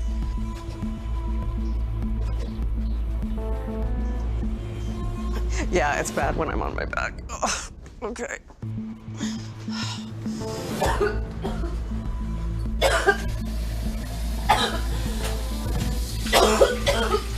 Okay, and now I'm gonna need a little bit of baking soda because that neutralizes the acid. This soup is, it's revolting to me. I mean, it's like dog food. It's like in a can and it's cold and it's chunky and mushy. It's like taking medicine. I just try to get it in as fast as possible. I can tolerate it and my options are limited, so bottoms up. My nightly ritual is stash of food. So I keep it here and I usually take a chug of this sludge. I usually do 10. I do 10 big swigs because it hits my stomach faster that way. And it bloats it, which is ideal, strangely. My last thought before bed is, please God help me. Please end this nightmare. Whenever you do start to have a reaction, you start to have an attack, how long will this last if you don't get to food? I haven't pushed it beyond half an hour, I don't think, ever, because it's just so acute, and it's just second by second metastasizing into this incapacitating horror show. Mm-hmm. And your typical daily intake, we've calculated to be about 7,702 calories with what you've listed, which is a lot of intake for somebody your size. Yeah. And Susie says that she just has to force feed this. And let's take a look at all the food that she would typically eat on a daily basis so you have some idea of what we're talking about here and what she's having to ingest in order to keep her body under control. These are the smoothies that you do, right? Right. And how long will it take you to drink something like this? Let's say 20 minutes.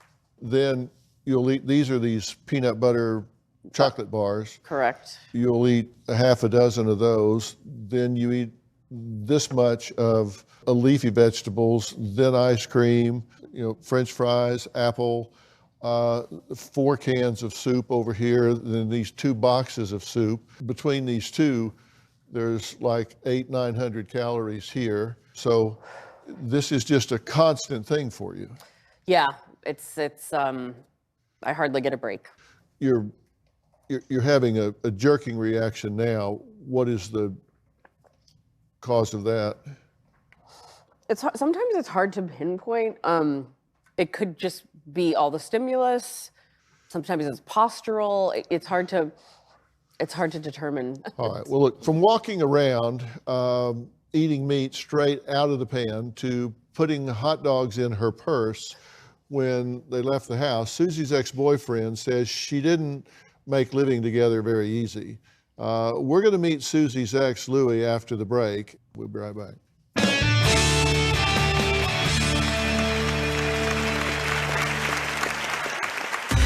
Susie and I met in a club. She was an it girl. I noticed Susie's eating habits had changed when we moved in together. She would leave the house and have hot dogs in her purse. Every 5 or 10 minutes, she would have to eat. It's really heartbreaking to think of Susie as this reclusive, sick person.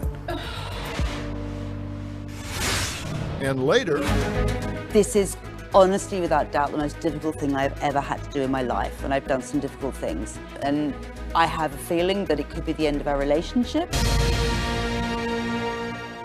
That was incredible. In his podcast series, Fill in the Blanks, Dr. Phil interviews fascinating people at the top of their games, from actors and performers. You're too normal to be so successful. To experts in science, medicine, and law enforcement. As a country, we are going to have to deal with this racial discussion. Plus, in-depth courses help you navigate life and relationships. Let's get programmed for success. Fill in the Blanks. Available on Apple Podcasts and Stitcher.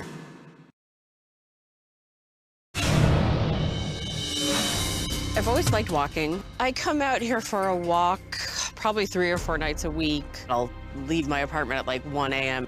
I always have to bring a stash in case I go into an attack, so I bring a can of soup with me. This is my secret hiding space.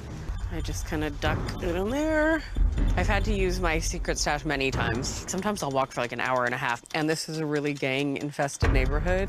The last decade of my life has been marked by such pain and suffering and hopelessness, and part of me hopes that when I'm out here late at night that I'll just get abducted and they'll just end my pain.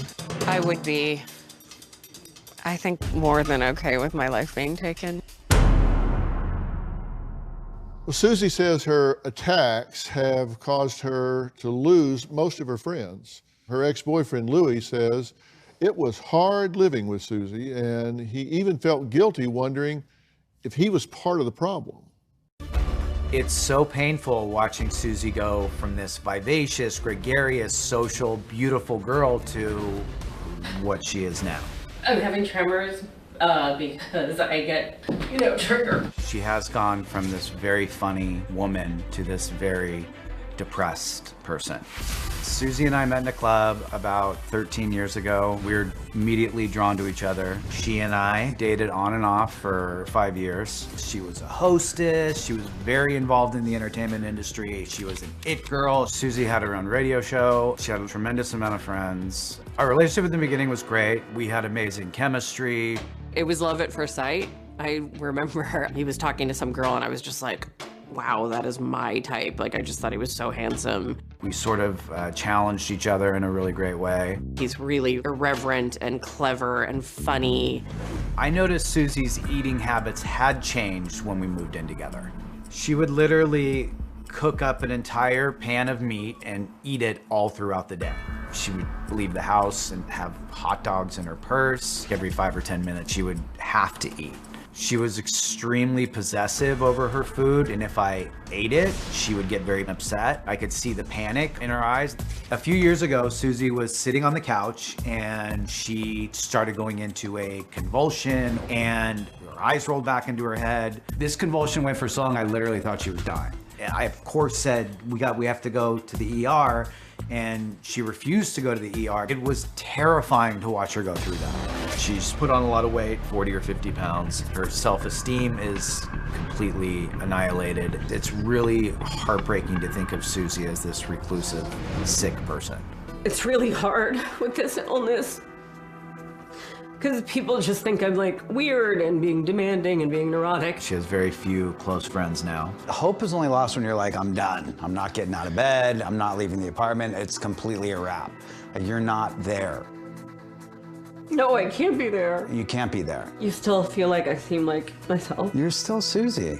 I fear that she will continue to lose hope and she will get more miserable as time goes on. Thanks for being here, really. And I know Susie appreciates it as well. Very much. And you had no idea what she was dealing with when you first moved in. No, I had no idea what she was dealing with. I knew from what she had explained a little bit and some other people had explained a little bit, but I was so wrapped up in my own problems at the time, which is originally why I went there. Susie's always been there for me. I've struggled in and out of rehabs and to get sober, and Susie was one of the very few people that stuck by me through all of that. And then I quickly realized, like, this is like, what is going on with her? What was it that caused you to say, I'm moving out? Because I couldn't put my finger on anything that was going on, I was like, maybe I have to remove myself from the equation, and maybe that's the problem. And you knew her before, the Susie that you see now. Yeah. Do you get the sensation that she's still in there? 100%. She's incredibly funny, incredibly witty. She has an amazing mind. And I remember that party. And she is, so that Susie's definitely still in there, which is part of the thing that's kind of so heartbreaking about this, because I know it's right there. And I know trapped in there. She's trapped in there, and it's this, you know, so. Well, maybe we can do something about that. Next, Susie's longtime friend, Maxine, believes that past trauma and a possible dependency on pills could be to blame for Susie's current health woes. We'll hear what she has to add to this next.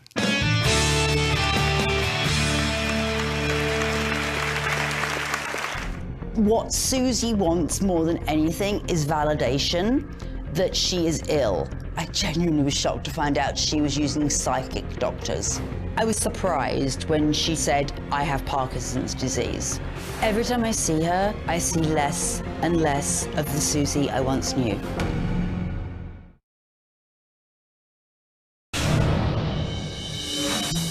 I can't work because my brain is basically starving for oxygen and glucose. It's hard to function because I'm functioning at half my IQ, so following simple instructions is difficult. My hands shake so bad it's hard for me to type. Then add in all of my sensitivities. I would have to be policing everyone, and that wouldn't go over very well. I have crippling fatigue. I get nervous about not being close to my bed because I feel like I'm just gonna collapse.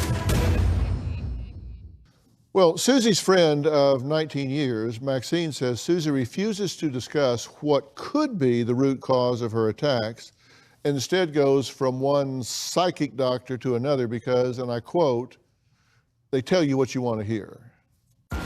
18 years ago was when I first met Susie, and we worked together at a tabloid magazine. We talked a lot over the years about the struggles that she had had with bulimia. She would use laxatives, and also she would make herself sick as well.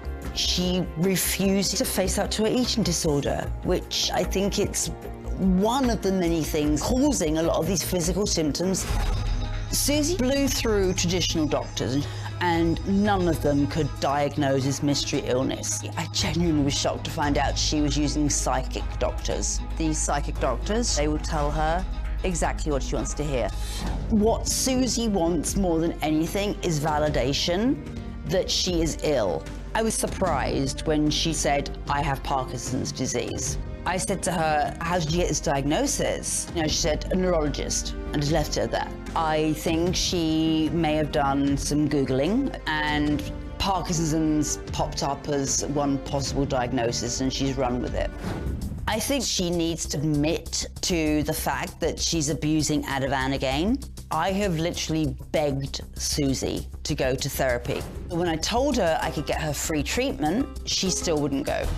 She's so beautiful, she's so smart, she's so funny, but every time I see her, I see less and less of the Susie I once knew.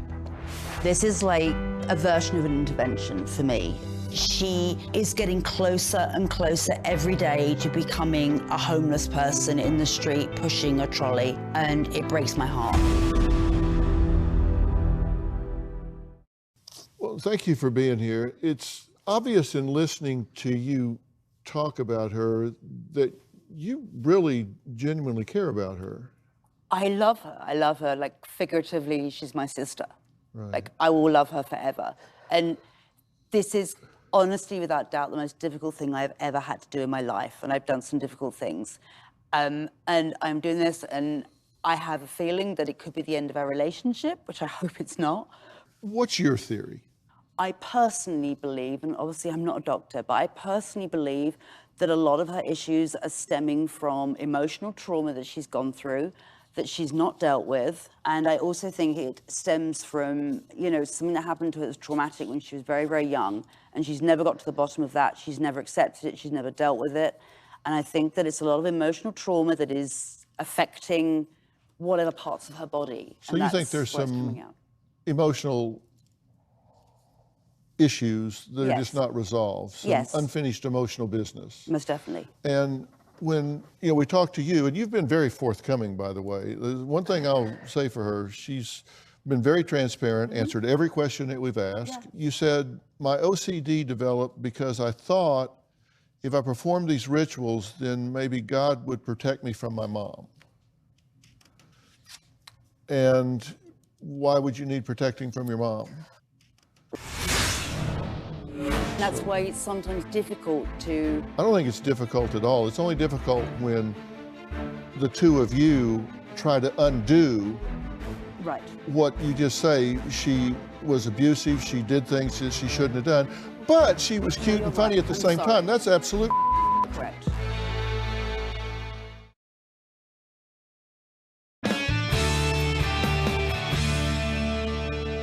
You said, my OCD developed because I thought if I performed these rituals, then maybe God would protect me from my mom.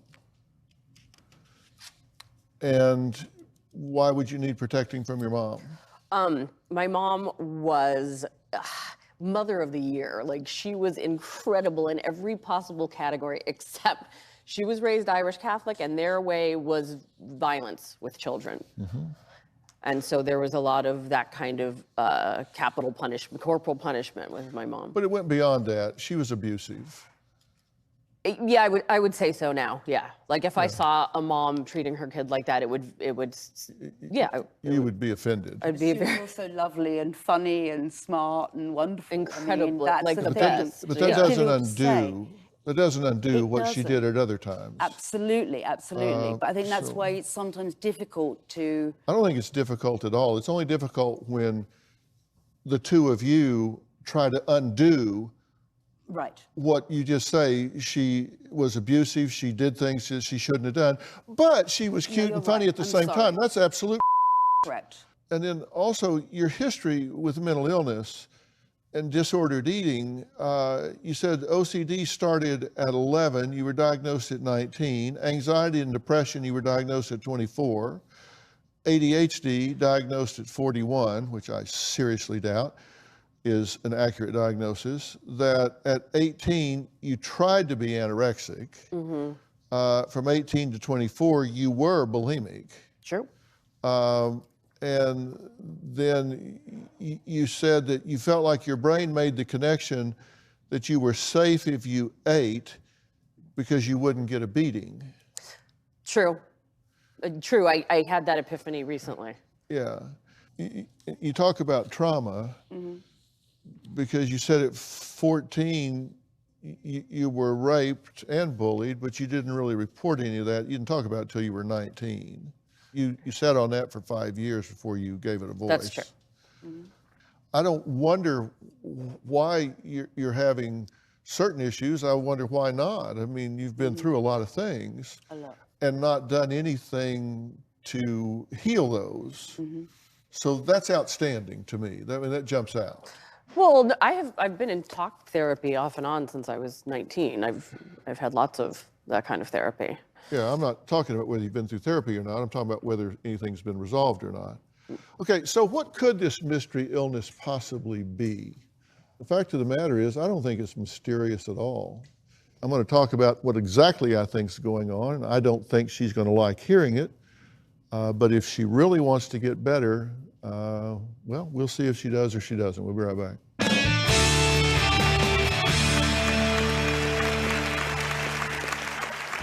It just says my body is perfectly nourished. It's just an attempt to kind of reprogram my thoughts and my brain. My body, for some reason, thinks that it's starving. So if it sees it in writing, maybe it won't think that anymore.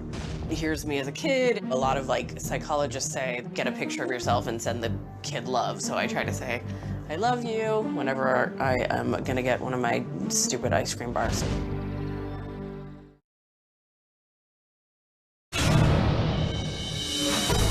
The majority of people don't believe I have an illness. My friends and family think that it's in my head.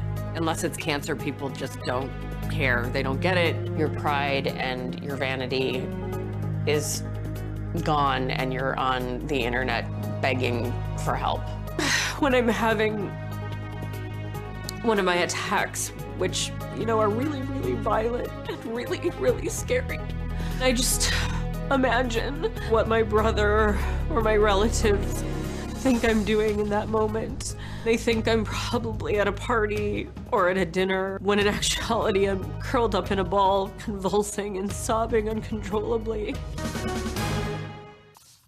People ask me sometimes if I think problems are as simple as I make them out to be. I don't think problems are simple at all. I think they're often complex, but I think the solutions are sometimes very simple. Frankly. And one of the first things that I looked at was your language, because I think language is very powerful. And so I took a look at your language, and I found it to be very catastrophic.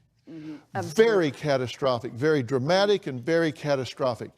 Every cell in my body is screaming, really? Every cell in your body is screaming. You say, I hope to be abducted and murdered by a gang just so I can escape this. Extreme state of emergency, atomic hunger, wish for cancer, coronavirus so I can be killed. Everything is in the extreme. Everything is catastrophic. I did a lot of my work in behavioral medicine at Southwestern Medical School in Dallas, which is Parkland Hospital. They have a child burn unit. The children in there with full death burns over 70% of their body. That's catastrophic. This is irritating. I believe in Occam's razor. The principle of parsimony says that the simplest explanation of a phenomenon is more often the best. I've tried a lot of things. Lizard serum hasn't been among them, but I understand that you're looking for something, and you talk to doctors that are happy to take your $200,000 and tell you whatever you want to hear. But I'm really surprised that this is described by you as a mysterious illness, because it's really not mysterious at all. It's not even that uncommon. There's a simple description, the disorder, it's in the DSM-5, that's called binge eating disorder, and it is recurrent episodes of eating amounts definitely larger than most people, a sense of lack of control over eating rapidly when not physically hungry until uncomfortably full. This is something that happens a lot, actually. It's not This isn't like, oh my God, what a strange situation. Let's talk about the other part of this, which is a conversion disorder or a functional neurological disorder. And this is a condition where there are symptoms of altered motor and sensory function that are incompatible with any recognized neurological or medical condition.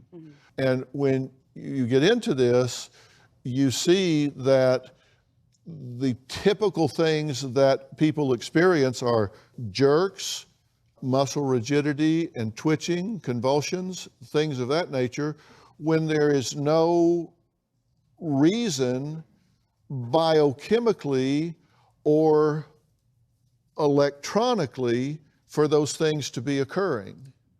And you sleep at night and don't have those issues when you don't eat, but yet you have them during the day if you don't eat. So the question is, what's the answer to that? And is Susie willing to take the necessary steps to get healthy again?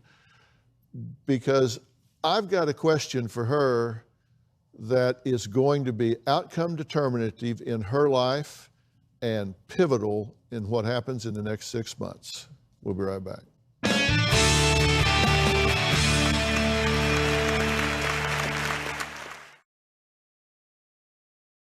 What do you think about what I said to you? Well, I agree on a lot of points. The binge eating disorder, I absolutely had a binge eating disorder in my teens. And what a binge eating disorder means to me is it's pleasure and escapism. And it doesn't necessarily involve a physical meltdown. Well, first off, debating whether this is binge eating disorder or not, as I said, I'm not diagnosing you here, and I'm not much into labels.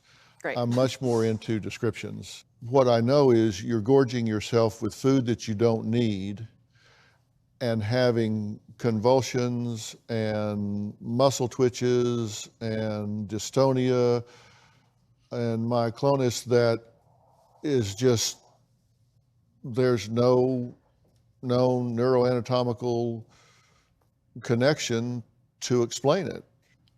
I do think you're making it up. I just don't think you're doing it on purpose. Like, meaning like I don't know I'm making it up? Yeah, I mean, you just said, I understand the power of language. I just filled the screen with all this catastrophic language. That's what you're saying out loud. God only knows what you're saying to yourself internally. My God, your body is chaotic. Oh, yeah. At this point. That's why I say I don't think you're doing this on purpose. I think you have gotten into a neurological loop where you're just doing this over and over and over in your head, and somebody needs to unwind that for you. I agree. And that begins with somebody that is working on your internal dialogue. I agree. And that is cognitive behavioral therapy, not in isolation, but with some other things where you take control. This isn't somebody doing something to you or for you. This is giving you the tools where you exercise control over your mind and over your environment. And then at that point, we have to get a baseline and see where you are hormonally, biochemically, every possible way, so we have a baseline. But you can't get a baseline right now because you're in such a state of arousal. Fight or flight. Because of all of this. We've got to get you calmed down, then get a baseline with some good solid lab work so we have something to work from, and then begin to build from there. It's not very exciting, it's not very exotic, but it is very effective. I'm a firm believer in everything you said. I have been doing something called the dynamic neural retraining system for 2 years. And it's a lot of neuro-linguistic programming, and it's focusing on stopping your thoughts, stopping those catastrophic thoughts dead in their tracks and rerouting them. And so you have an association. How's that working out? Well, it hasn't been working. It hasn't, but I wanted to run that past you. I've just told you what I think needs to happen and why. I'd like to do it. And I could be wrong. I'm not, but it could be. I think this is neither mysterious nor something that you can't just kill. I think you'll just kill it. I want to thank all of my guests today. For more information about today's show, you can log on to drphil.com. You can follow me on Facebook, Twitter, Instagram. And by the way, I read your comments and questions. For instance, Ava asked me, yes, I have a good question. How many ties do you own, and is there a favorite? The answer is, hell, I don't know. They dress me like a Ken doll. I just show up and there's stuff hanging in the little spot and I put it on and come out here. Robin dresses me, honestly. I swear I would come out here looking like Naven from The Jerk if I dressed myself. With a Stetson. She does that. So that's my answer. We'll see you next time. Thanks, guys.